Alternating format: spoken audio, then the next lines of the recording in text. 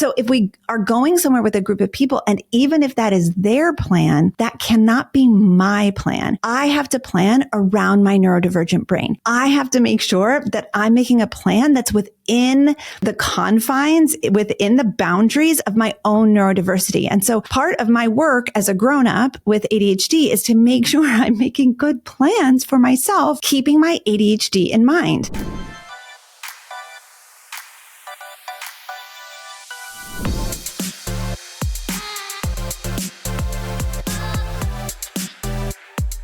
Hey, what's up? This is Kristen Carter, and you are listening to the I Have ADHD podcast. I am medicated, I am caffeinated, I am regulated, and I am ready to roll. Today, we are talking about how to have an amazing vacation, even when you have ADHD. Vacation season is approaching, and a lot of people are planning to go away this summer. I am actually not one of those people. We decided that we won't be traveling this summer, but I'll get into that a little bit. But I wanted to give you some tips, 5 tips specifically, to having an amazing vacation, even when you have ADHD. I think this can actually be pretty hard for us. And if you're planning to go away, maybe you're visiting family, maybe you're doing a staycation, hopefully you are taking some time off of work, even if you're not going anywhere. Hopefully you're taking some time off of work to just be and chill. I totally hope you're doing that. But I think it can be really, really hard for those of us with ADHD to, first of all, make plans for vacation, to follow through on plans, and to actually have a good time and not come back super hung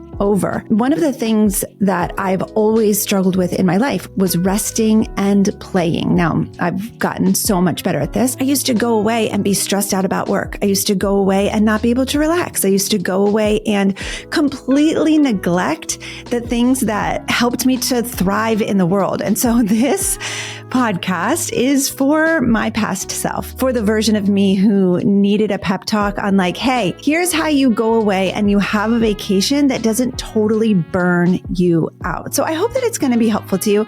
I hope that it's going to be fun for you to listen to. And I truly do hope that you are taking some time off to rest this summer. Before we get started though, I wanted to shout out one of my clients. If you don't already know this, I have a coaching program. So I'm a twice certified coach. I work with adults with ADHD. I have a group program called Focused. It is an amazing community of adults with ADHD. In the program, you get courses that are completely binge-worthy, live coaching calls, at least 3 a week, sometimes as many as 5 a week, and a whole community of support of ADHDers from all over the world, lots of different demographics and different people from different places coming together under the common umbrella of having ADHD. It is the best. We love it so much. And I just wanted to shout out my client, Daniel, because he recently posted in our Share Your Wins channel, and I thought it was so amazing. He says, I just finished my first focused workbook. The self-concept and identity course was just what I needed at this point in my life. I was honestly afraid that the magic of affirmations wouldn't work for me. I've been doing them day in and day out since starting ADHD treatment. They felt ethereal, intangible, and inaccessible, even though I did so much work to make them realistic and true. The self-concept course brought all of that quote unquote magicness out of the realm of fantasy and made it all practical. I feel so empowered and full of agency. I know I can change the way that I think about myself and in turn, change the world around me. Now for the next course, how to coach yourself. Let's go. This is so fun. Now, I want you to understand that not every person that comes into Focused is a workbook person. Not everybody does the courses, and that's totally fine. I'm constantly saying, just pick and choose, treat it like Netflix. Nobody punishes themselves for not watching every single video on Netflix. Just choose something that looks interesting and go for it. But every once in a while, we get people who are down for the workbooks, and Daniel is one of those people. And it's just so fun to hear how a course that I recorded a couple years ago is still impacting our members. It's so fun. If you want binge-worthy courses, live coaching calls on the daily, and a community of people who are ready and willing to surround you and encourage you, you've got to check out my coaching program, Focused. Go to ihaveadhd.com/focused to learn more. I would love to include you. I would love to see you in there today. I would love it. I would love nothing more. All right, let's talk about it. Let's talk about vacations with ADHD. Let's talk about how hard it is to make a plan. There's so much executive functioning that goes into making a plan, following through on the plan, not over fantasizing the plan and making it so full of activities that you come home completely hungover. I want the theme today to be, how can you plan a vacation that doesn't burn you out? How can you make sure to plan a week away or a week at home that does not force you to live outside of your capacity for a straight 7 days? Like, why do we even, okay, let's say it's even a staycation. Why are you going to create 17,000 projects for yourself during a staycation? We have this fantasy of like, oh, I'll just be able to get all this work done. But what you really need is a nap. And that's the point of vacation anyway. So I'm going to encourage you to take it. I am getting better at relaxing. Part of this is that my kids are getting older. When you have little bitty kids, like there is no relaxing. You are trying to tame these like wild creatures just in a different location. So it's like the stress is still there. The sleepless nights are still there. The resistance to eating food and complying and all of that is still there. It's just in a different location. So it's actually less comfortable to do it when you are a parent of little kids. Greg and I stayed home a lot when we were parents of little kids. We just did not have the capacity. We had 3 little boys. That's just a different situation. The first 2 of which are neurodivergent. The first of which never played by himself. Never. And so we had to entertain him constantly. And so we just had a different breed of children, it seemed, than like the rest of the world, which I just did not understand. I'm like, why am I the one that gets a different breed of children? But I think it's pretty obvious why. I think it's pretty obvious why. It's the neurodivergent brain. So anyway, we spent a lot of time at home. We did a lot of staycations. We would just like take the week off of work and just stay home. We would take the kids to the pool. We wouldn't really plan much. But now that they're older, we really do enjoy traveling. We really, really do. The last trip we took, we went to Florida with the kiddos and we spent spring break just laying on the beach and swimming at the Airbnb pool. And it was so much fun. And I was thinking, wow, we're really getting good at this. After 20 years of marriage, we're finally getting good at taking vacations. So I wanted to give you some of the tips that I use to ensure that we have a good time, that I have a good time, that I don't come back hungover, that I don't need an entire week to recover from my vacation. So the first thing is, number 1, make a plan. This can be the hardest thing because your executive functioning as an adult with ADHD is deficient, and planning, prioritizing, and organizing is one of those skill sets that are really, really difficult for those of us with ADHD. It's okay if you are not good at making a plan, but you do need to make one. So who can you rely on to help you? Is your partner neurotypical, and are they willing to help? Hopefully they are. Hello, if it is their vacation as well. Could you ask your best friend to help you? Do you have an assistant that could help you? You're gonna need to make a plan. There's a lot that goes into planning a vacation. And part of the reason why we didn't travel when the kids were little was because I was so overwhelmed at the idea of making a plan. I wasn't taking my ADHD very seriously. I wasn't treating it. I wasn't getting help for it. And so I really did not know how to make a plan. There's so much that's involved, especially if you have to like get on an airplane. Like, what? This is complicated. I really encourage you to think through and do the heavy lifting in advance. This is one of the themes of this episode, is do the heavy lifting in advance. But what I mean by heavy lifting is do the planning, prioritizing, and organizing from your couch. This is the best place to be making those decisions. This is the best place to be thinking things through, is when you're not in a foreign location. It's when you're not having to make decisions on the fly. Is when you're not, with your 3 children in an airport trying to figure out XYZ. Like, no, try to make as detailed of a plan as possible in advance. One of the coolest trips that Greg and I took was last summer. So that was the summer of 2023. We took our kids to the Pacific Northwest, which we had never been to. Neither of us had ever been to, and we were so thrilled. So we went to Olympic National Park and we spent 5 days there, and we had to think through so many things. We had to think through flying to Seattle, renting a car, finding an Airbnb near Olympic National Park, which is really, really hard. We ended up staying in the nicest Airbnb that I could find, which was a double wide trailer. Like that was it.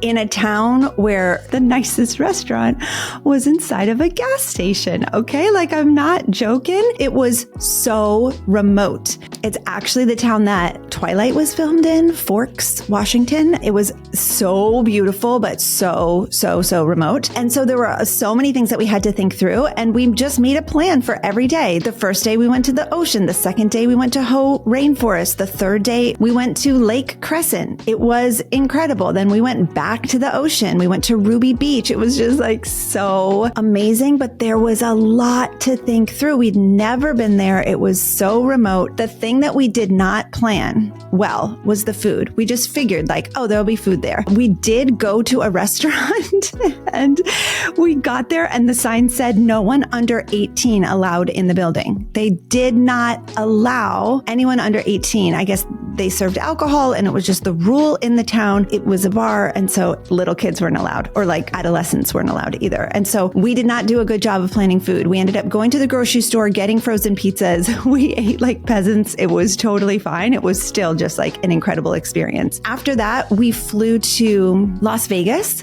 One of my family members had a panic attack on the Strip because it was too overwhelming for their nervous system, I believe. Then we drove to Utah and we spent a couple days in St. George, Utah, and we went to Zion National Park. There was so much planning involved. We spent weeks and weeks planning this trip, and we did mostly an amazing job. But I want you to know, again, the heavy lifting was done prior to going. We planned out every day. It was a lot. It was annoying. It made for a great trip other than the food in Forks, Washington, which was so bad. I remember making mozzarella sticks in the oven and just being like, this is it. This is fine. This is still, we're just going to make mozzarella sticks and that's what we're eating for dinner tonight. Okay. So the first tip is make a plan. Make it as detailed as possible. If you're not good at making a plan, try to rely on someone who is. The next thing that falls under the umbrella of planning is money. Money is such a thing when it comes to vacations. And I think we have drama on both ends of the spectrum. When you don't have much money, there is of course drama about like, hey, everyone else is doing this thing. They invited us to go. We don't have the money to go. That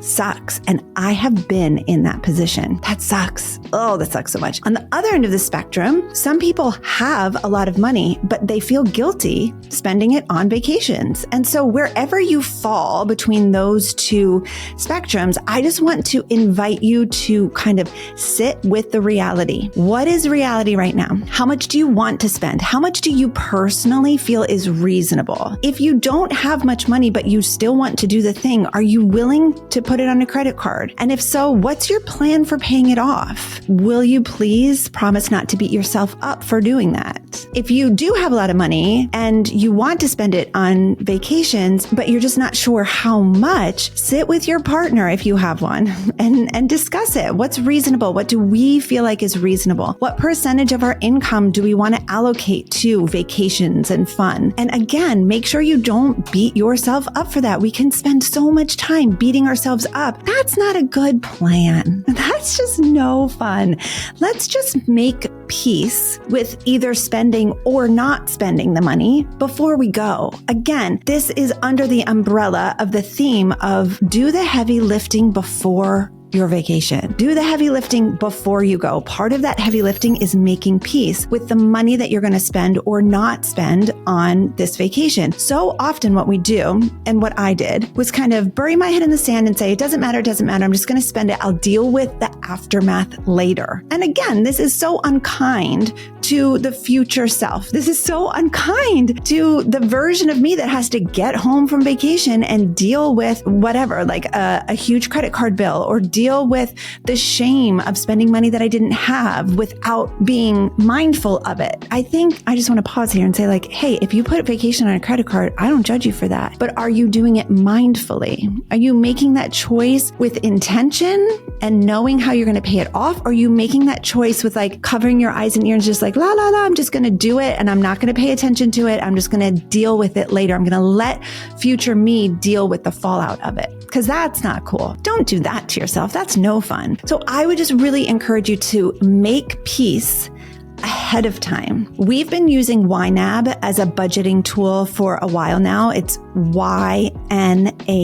It stands for You Need a Budget. $15.89 a month. I used to not budget at all. And I have been very consistent for over a year now with budgeting. And listen, I deserve applause and a medal and all of the things for this because I spent decades not budgeting. But anyway, what it has helped me to do is spend money without guilt because I have a vacation section of our budget and I can put money into that envelope, so to speak. It's kind of like an envelope system. It's just a glorified spreadsheet. But anyway, I'm allocating money. I'm saving money in the vacation pot. And then I just know that we have X amount of money to spend and I can spend it without having drama. And I really encourage you to make a plan for your spending so that you can spend the money that you have earned without drama, without beating yourself up, without feeling like you, for some reason, shouldn't be spending this money. Like, no, it's your money. You earned it. You're allowed to spend it. It's just making peace with that ahead of time so that you're doing the heavy lifting before you go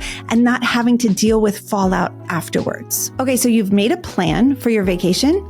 You've made a plan for your money. Step number 2 is consider your neurodiversity. This is like while you're making the plan, you really need to consider your neurodiversity. Like what works for you, what doesn't work for you, what makes you feel comfortable, what makes you feel uncomfortable, what makes you come alive and really feel rested, what drains your capacity. Remember, you're a neurodivergent adult. Even if you are going away with a group of people, you still have to consider your own neurodiversity. So for example, early flights, they're not for me. They are not for me.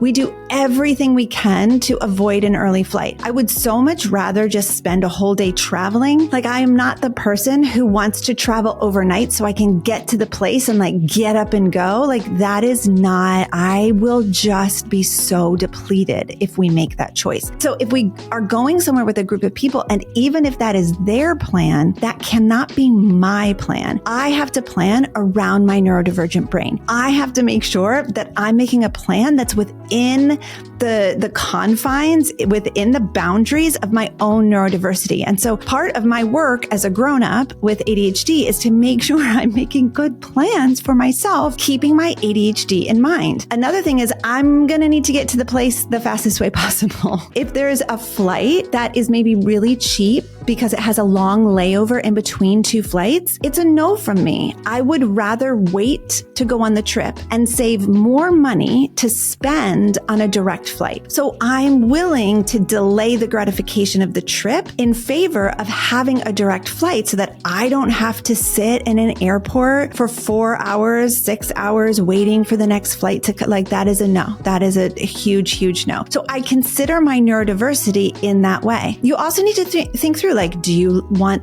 to be in a relaxed environment like the beach or an exciting environment like a European city? Like what's going to give you life? What's going to give you energy? And again, we're thinking about when you get back, how are you going to feel? Are you going to feel hungover? Are you going to feel depleted? Are you going to feel like you need a week or 2 to recover from the vacation that you had, except now you have to go to work? Because that's not what we're looking for. So like what works well for you and your brain? Consider your neurodiversity. Another part of this, which I've already said, you're going to make as many decisions as you can ahead of time. But this time I want you to think it through in terms of it is difficult to make an on-the-spot decision when you are in a different environment and you are a very impulsive person. So as an adult with ADHD, you're going to be impulsive. And so decisions when you're outside of your comfort zone, they can be so overwhelming. And again, I just want to encourage you, make as many decisions from your couch as you can, as many decisions from your couch as possible. This even goes into what I was talking about earlier with planning your days, building in rest time, building in your playtime. And this leads me to step number 3. Consider your capacity. Ooh, this one is huge. So step number 1, make a really good plan, including planning your money. Step number 2, consider your neurodiversity. Step number 3, consider your capacity. This is so huge. And if you're a parent bringing kids along with you, you're going to need to consider the capacity of your kiddos as well. So for me personally, I have finally understood about myself that I do need alone time. I consider myself an extrovert. I really am a people person, but I get depleted pretty easily. And so I need a lot of alone time to recharge, even from people that I adore. Even when we go away with family and I'm like, have the best time ever, I still need alone time to rest and recharge. So when we go away with a group, we'll do vacation sometimes with Greg's family, which is really fun. I still need to make sure that I am considering my capacity. So when we go away with people and they have the ability to just go, plan one day after the next day after the next day, that doesn't work for me. I wish it did. It would be so great if it worked for me, but it does not work for me. I need to have days in between where I'm just having downtime, or at least like a full morning where I can just like putz and do nothing. So I often will say no to really fun things when we go away with a group. And this is very sad. Because I do have FOMO, because sometimes I don't want to miss out on stuff, but when multiple events are planned day after day, I know that that's actually depleting to me. I just really start to struggle. I really do. And I can push through it, but I know that when I get back, then I'm going to be trashed. I'm going to be totally exhausted. And again, I want to get back from a vacation feeling energized, feeling filled up, feeling like I am ready to start working on Monday. That is a huge priority for me. I want to return from vacation feeling 100% ready to dive into work on Monday. And so if that is not the case, then I am not in. Like my job, being here with you, coaching and focused, that means so much to me. And I can't do that when I'm depleted. I carry a lot of weight and I what's the word that I'm looking for? I hold space for a lot of people. And so I need to make sure that I'm prioritizing like my own energy, my own getting filled up, my own relaxations. Come Monday, I need to be ready to roll, as the saying goes. And so if there are a lot of things planned, I really consider my capacity, and I will often say no. And, like let's say we're away with family, Greg has so much more capacity for that stuff than I do, so much more. And so he will take whatever kids want to go and I will stay back, and it's no big deal. He has really adapted to just understanding me, and he doesn't hold it against me. So he'll just be like, stay home. It's no problem. And he doesn't guilt me for it, which I highly recommend you asking your partner not to guilt you for your capacity. So he doesn't guilt me for it, but he's just like, no prob. And that's that. So I will stay back. I will lay in my bed. I will watch a movie, whatever. It's totally fine. Part of this is needing to communicate your own needs to the people that you're going with. So maybe that's just your family. Maybe it's like your immediate family, your partner, whatever. Letting them know that it's not about them, but it's about you. Hey, I'm not going to hang out today. It has nothing to do with you. I'm just feeling really tired and I need to stay back. Those are things that I've said. That's something that I said this last summer. It felt terrible to say it, but I did say it like, hey, this has been amazing. I am not able to come today because it's just been a lot for me. I need to stay back and rest. And that's that. Like, again, living as an autonomous neurodivergent adult can be really difficult because taking care of yourself often doesn't fit into the typical mold. So when everyone else has the capacity to do something, but I don't, I can feel feelings about that. I can feel like they're going to judge me. They're going to feel like I don't want to be around them. They're going to think I'm just being a baby. They think I'm making excuses. I have all those thoughts just like you have all those thoughts. But at the end of the day, I still need to take care of me, because ain't nobody going to take care of me. Like that's my job. Nobody's going to notice that I'm tired and say, oh, honey, you seem tired. You should really not go with us tomorrow because, it seems like you could really use some time alone. Nobody's going to say that to me. That's my job. That's my job to notice and to say and to express and to take ownership of without blaming anyone else. Like, it's nobody's fault. I'm not going to get mad at anyone. It's just like, hey, I know this about myself. I need to honor this about myself. Here's where I'm at. Has nothing to do with you. I'm going to catch up with you tomorrow. Here's something that I learned the hard way. Speaking of honoring capacity, is that if you go away with children, you're going to need to honor their capacity. And that is something that we did not do so well when we went to Utah last summer. So like I said, we spent a couple days in St. George, and it was a 45-minute drive to Zion National Park. So we spent, I think, 2 different days in Zion National Park. It was incredible. If you've never been, I highly recommend. If you're a national park nerd like I am, we always joke that, like, sorry kids, you're never going to go to Disney World ever. We're going to national parks, and my kids are not appreciative of that, but it is what it is. Anyway, we did not honor their capacity. We required them to hike a lot more than they wanted to. And the older 2 did pretty well with it. My oldest was totally fine with it. He was such a trooper. He was down for it. Middle guy, pretty much same. Youngest, not so much. And not so much. He will still say, we did too much hiking in Zion and I'm never going to hike again. I have little legs and you didn't listen to me. It's so much cuter when he says it. He has little legs, guys. He has little legs.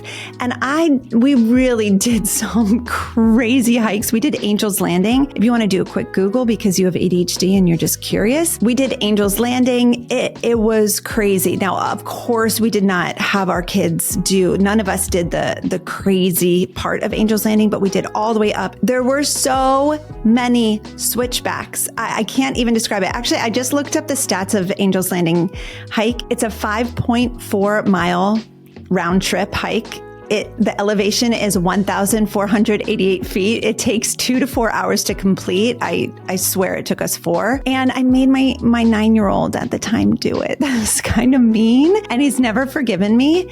And he may never hike again. Like, I may have ruined it for him forever. And so consider the capacity of your kids, y'all. And don't make the mistake that I did where I'm like, he'll be fine.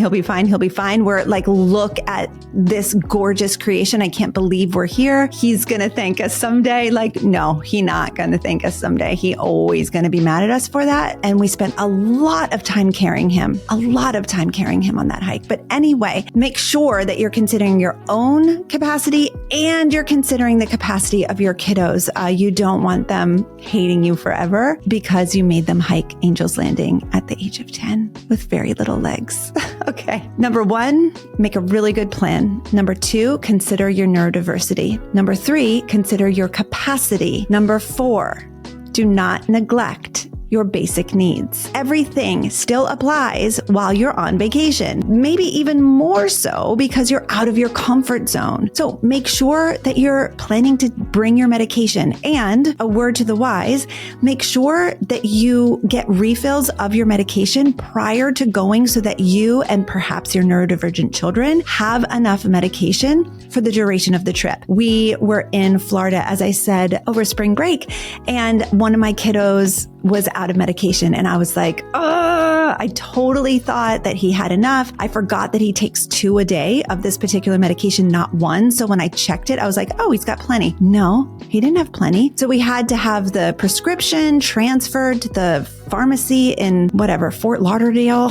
And they're still calling me, by the way, to make sure that I get refills for him, which is really annoying because I don't live in Florida. Please leave me alone. But anyway, make sure you have enough medication to take with you. Just so you know, different parts of the world have different regulations around medication. But for the most part, if you keep your medication in the original prescription bottle, you're good to go. You may want to check, if you're going out of the country, especially in Europe. I think they're a little bit more vigilant about medication, especially stimulants. So you may want to check regulations if you're going on a European vacation. But I have done some Googling on this, and especially if you're traveling within the US, you just need to make sure it stays within the original prescription bottle and you're good to go. Remember your vitamins, your supplements, your AG1 travel packs. They're so convenient to bring on vacation. I do it every single time. It's so helpful to me. You're gonna need to drink water. I now pack my gigantic Stanley, which is so embarrassing. I think I've shared on here that it's not my fault that I drink out of a Stanley. I know that I'm just like a basic white